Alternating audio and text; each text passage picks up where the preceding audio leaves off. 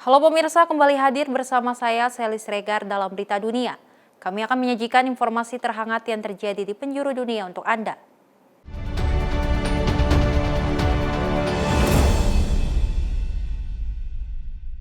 Langsung saja pemirsa, di tengah upaya mencapai jeda pertempuran di Gaza untuk memudahkan penyaluran bantuan dan pembebasan sandera, ketegangan kembali meningkat setelah penembakan mematikan saat pengungsi mengambil bantuan pangan. Akankah target mencapai gencatan senjata sebelum Ramadan masih realistis?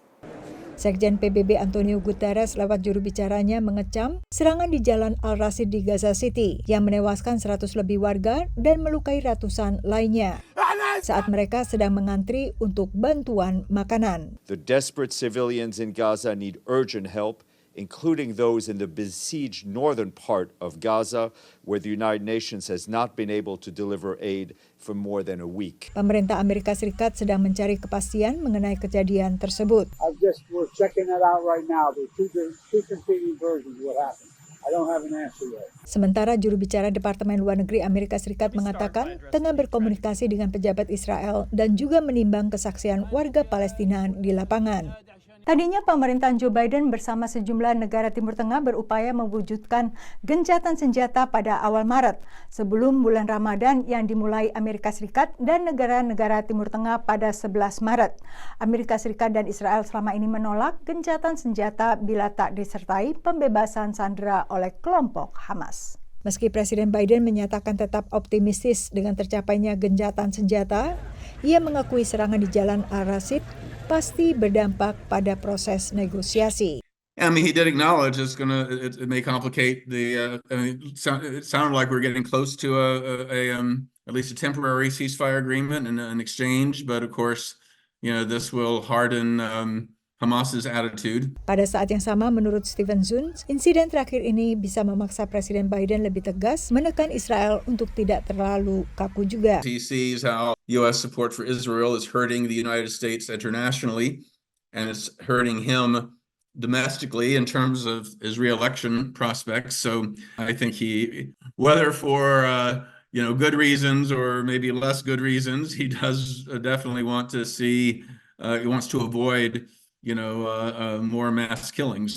Insiden di Jalan Al-Rashid terjadi di saat Kementerian Kesehatan Gaza yang dikendalikan Hamas melaporkan bahwa korban tewas di Gaza telah menembus 30.000 jiwa. Dari Washington DC, Yuni Salim dan tim VOA. Seiring meningkatnya tekanan internasional untuk melakukan gencatan senjata di jalur Gaza, Presiden Turki mengincar peran penting pasca perang. Pengamat memperingatkan kedekatan Erdogan dengan Hamas dapat memicu perlawanan dari Israel. Dalam kunjungannya ke Kairo, Mesir baru-baru ini, Presiden Turki Recep Tayyip Erdogan menegaskan keinginan Turki untuk ambil peran penting pasca perang di jalur Gaza.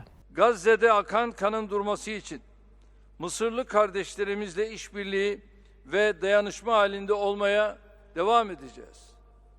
Orta vadede Gazze'nin yeniden toparlanması ve imarı için de Mısır'la birlikte çalışmaya hazırız.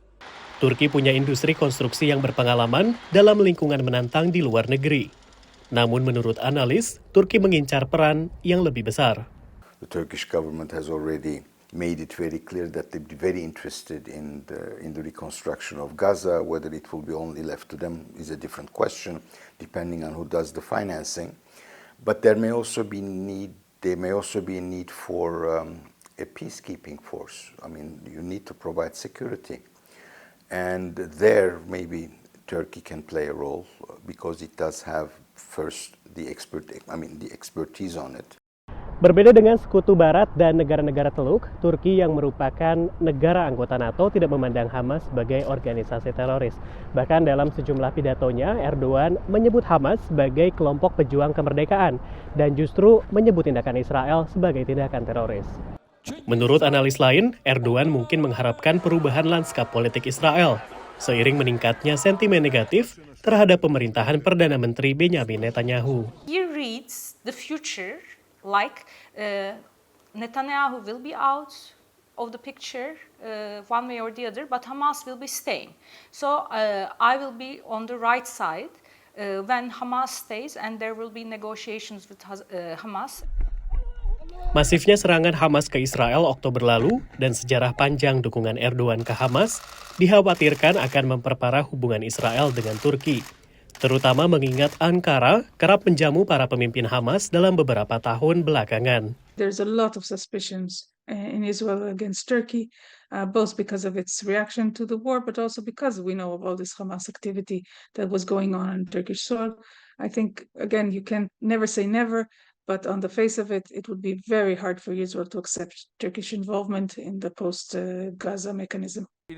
Ketidakpercayaan ini bisa mengganjal upaya Erdogan berperan lebih besar, di saat Qatar dan Mesir memegang peran yang lebih besar dalam mengakhiri perang. Dari Washington DC, demikian laporan tim VOA. Pemirsa, banyaknya pengamat dan pelaku usaha telah memahami bahwa upaya Bank Sentral menjinakkan inflasi memang tak akan menghasilkan penurunan mengikuti garis lurus. Ini terlihat dalam sejumlah indikator ekonomi yang menunjukkan target inflasi The Fed sebesar 2% tak juga tercapai. Peningkatan harga makanan terus menekan konsumen Amerika Serikat. Dan menurut harian bisnis The Wall Street Journal, anggaran rata-rata rumah tangga untuk kebutuhan primer ini meningkat ke level tertinggi dalam 3 dekade. Saat ini konsumen Amerika rata-rata membelanjakan 11,3% pemasukannya untuk makanan, hampir sama dengan angka untuk tahun 1991. Egg prices were back up again. Meat products also saw some big jumps. Also, carbonated beverages, soda prices jumped a lot. Tapi bersama dengan melandainya laju inflasi secara umum, kenaikan harga makanan juga ikut mereda. While prices are rising for food, they're rising at a much slower rate than they were a year ago or 2 years ago. Indeks harga pembelanjaan konsumsi pribadi, Personal Consumption Expenditures atau PCE, menunjukkan penurunan laju inflasi secara tahunan ke angka 2,4% menurut laporan Departemen Perdagangan AS. Indeks harga pengeluaran konsumsi pribadi ini merupakan acuan utama bagi The Fed untuk menentukan suku bunga acuan, terutama bila tidak menyertakan harga pangan dan juga energi yang memiliki volatilitas tinggi, atau dikenal sebagai PCE inti.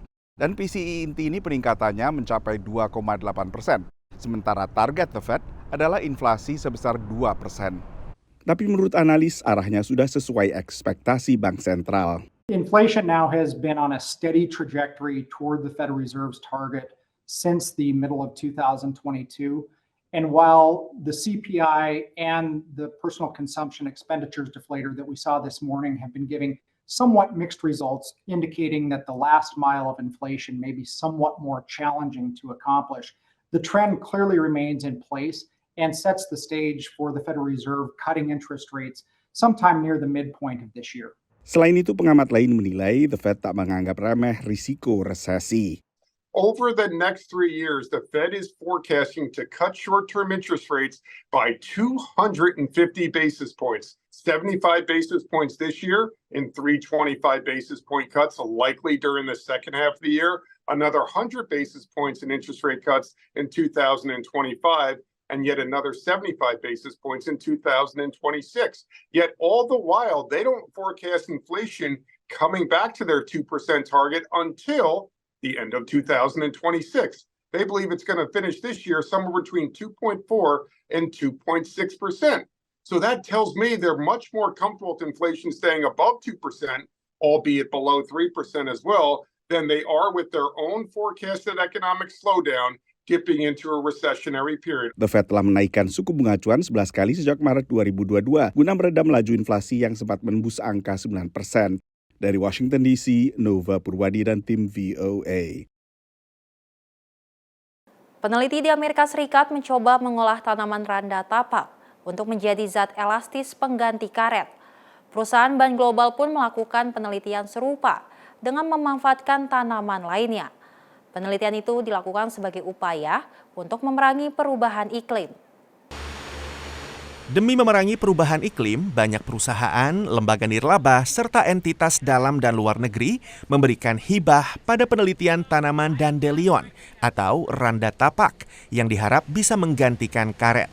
Katrina Cornish, dosen Ohio State University yang meneliti karet alternatif, menanam dandelion dan semak gurun guayuli di Rumah Kaca Pusat Riset dan Pengembangan Pertanian Ohio.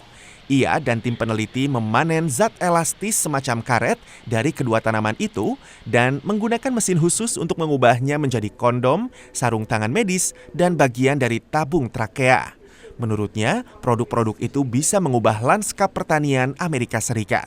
My job isn't done until this is a permanent feature of the landscape.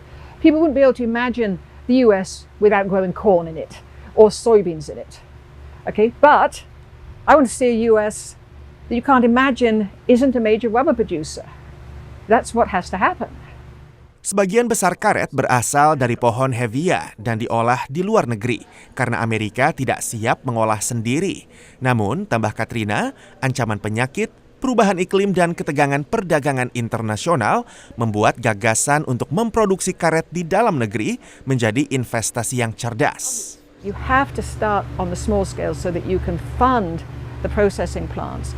We've got to get that first one up, and then it will proliferate based on the profits and the commercial viability of number one. Di Arizona, semak guayuli tumbuh subur di kondisi kering. Daunnya yang berwarna biru kehijauan dipisahkan dari tanah kering yang mengotorinya di Kompleks Penelitian dan Pengembangan Perusahaan Ban Bridgestone.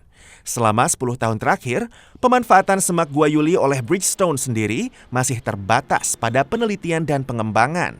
Baru 2 tahun belakangan, perusahaan ban ini mulai beralih ke tahap eksplorasi bisnis. The reason that we're so interested in guayuli is because we need a domestic source of natural rubber.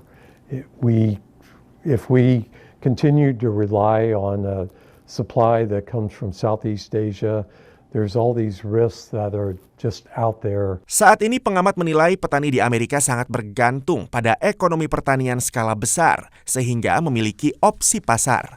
Bank-bank yang mendanai petani juga enggan mengambil risiko beralih sepenuhnya ke tanaman yang belum memiliki pasar yang mapan.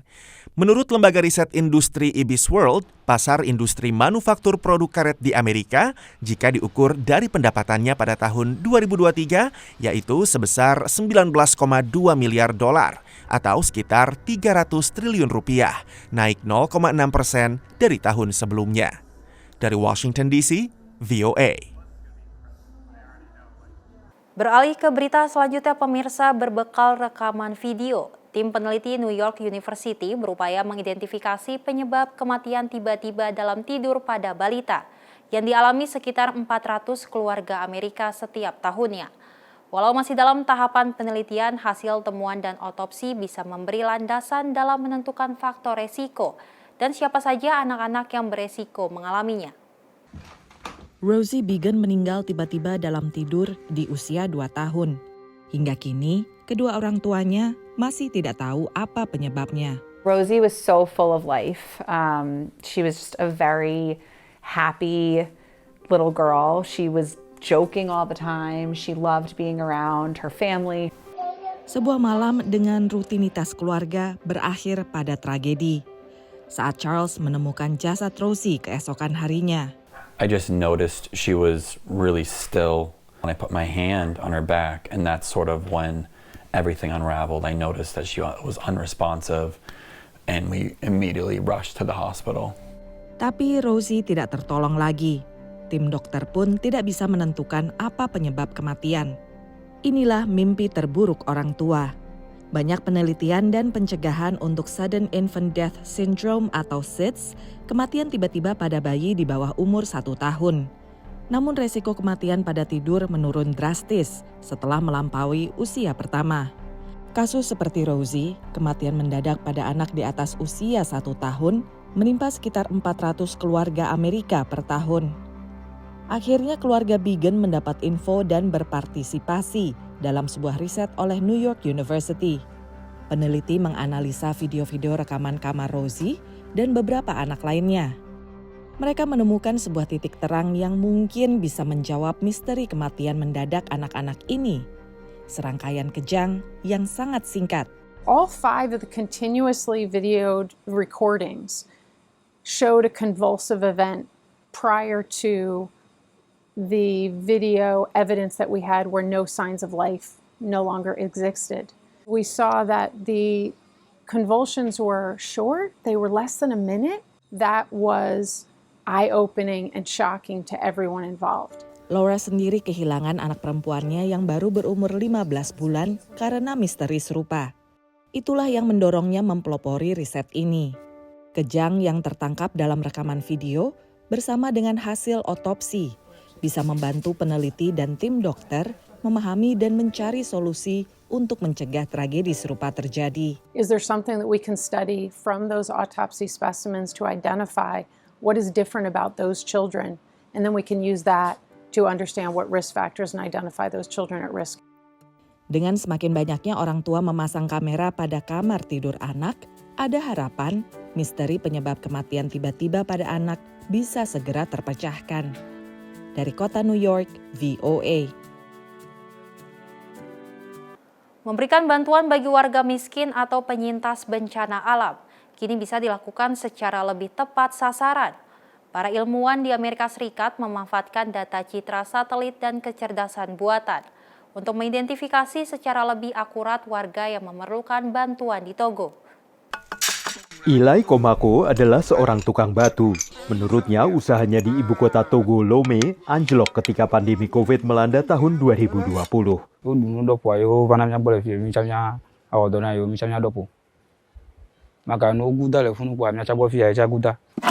Kemiskinan mengancam jutaan orang seperti Eli di seluruh dunia. Pemerintah bergegas memberi bantuan, tapi di negara berpenduduk 8 juta orang lebih ini, bagaimana bisa menemukan warga mana yang paling membutuhkan? Disitulah pentingnya citra satelit, menurut ilmuwan komputer Universitas California di Berkeley ini. If you or I go to Google Maps or some satellite data provider and look at an aerial image of one town or another, you can sort of tell whether it's wealthy or not. Wealthier homes tend to have metal roofs, poorer homes tend to have thatched roofs. Wealthier neighborhoods have paved roads, bigger plots of lands, more spaced out houses with fences and so forth. And so there's a lot of information in that imagery. Para peneliti melatih kecerdasan buatan atau AI untuk mengenali pola ini. AI menghasilkan peta wilayah termiskin di Togo. Langkah selanjutnya adalah menyasar warga yang paling membutuhkan di wilayah ini. Jadi mereka memakai AI untuk mempelajari pola penggunaan ponsel menurut mahasiswi pasca sarjana Emily Aiken. Rich people will make just more phone calls than poor people. They also might make more international calls since those are very expensive. They might use more mobile data because they have smartphones, whereas in general, poorer people will just have feature phones.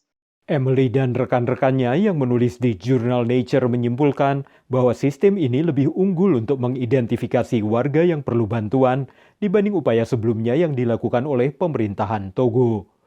Menurut para ahli, satelit dan kecerdasan buatan juga dapat membantu menargetkan bantuan dengan cepat dalam bencana iklim, konflik, dan bencana lainnya.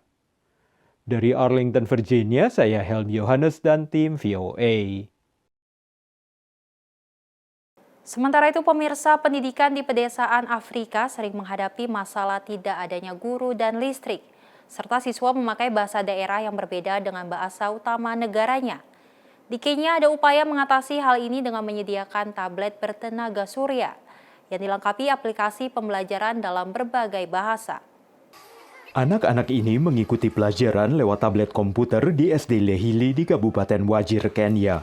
Mereka menggunakan aplikasi yang disebut M-Lugha yang bisa menerjemahkan pelajaran dalam bahasa Inggris dan Swahili, dua bahasa pengantar utama di Kenya, ke dalam bahasa daerah. Para pengembang aplikasi ini memasang perangkat lunak pada tablet bertenaga surya ini bagi para siswa yang tidak memiliki akses listrik. Because of that connectivity issues, we made the app offline, which means you don't need internet to access it. And then we also have portable solar panels to also charge the tablet. Lebih dari 70% siswa di Kenya Utara tinggal di wilayah tanpa listrik yang awalnya menjadi masalah besar bagi pengguna M-Lugha. Tapi kini mereka bisa dengan mudah mengakses kontennya. Menurut para guru, aplikasi ini meningkatkan pembelajaran. The initiative so far is going to help these kids. So far I have seen the kids are mastering. It will also improve on the enrollment of our kids here. It will sharpen the kids' mind. It also isn't the work of the teacher. Karena buruknya infrastruktur dan kurangnya guru di sekolah-sekolah, anak-anak di timur laut Kenya harus belajar dalam kondisi seperti ini. Abdi Nur mengatakan kepada VOA, perusahaannya berencana menjangkau lebih banyak murid di wilayah terpencil agar mereka bisa belajar dalam bahasa ibu mereka. We have piloted in the Somali language. So in the coming few months, we'll also go to the other part of the country where we have the Maasai community and also pilot there. So by the end of this year, we're hoping to give out more than 3,000 tablets. Biaya untuk tablet ini umumnya ditanggung warga setempat atau LSM. Menurut UNICEF, salah satu tantangan mendasar dalam pembelajaran di Afrika Sub-Sahara adalah bahasa yang dipakai dalam pembelajaran seringkali berbeda dengan bahasa ibu para siswa. With the new curriculum now, there is a focus on indigenous languages. And the use of now, the fact that Mluga is bringing on board the access to translation services. Because when you teach a child at that formative age in their mother tongue, even their understanding, their access, their capacity significantly improves. Pendidikan anak usia dini atau PAUD di Kenya tidak terpusat. Dan menurut para ahli, pemerintah daerah perlu menyediakan lebih banyak dana untuk sekolah dan pendidikan prasekolah. Our plans is that they become a bit, digitally upgraded even as they go to grade 1 and 2. Terlepas dari berbagai tantangan yang dihadapi para siswa di wilayah pedesaan Kenya, inovasi seperti aplikasi Mluga memberikan secerca harapan bagi mereka untuk dapat juga mengakses pendidikan berkualitas seperti halnya para siswa di wilayah lainnya di Kenya. Dari Arlington, Virginia, saya Helmi Yohanes dan tim VOA. Demikian berita dunia kali ini, pemirsa. Tetap saksikan berita dunia setiap Senin hingga Jumat pukul 7.30 dan 19.30 waktu Indonesia Barat hanya di Simpo TV. Saya Selis Regar dan kru yang bertugas pamit undur diri. Terima kasih dan sampai jumpa.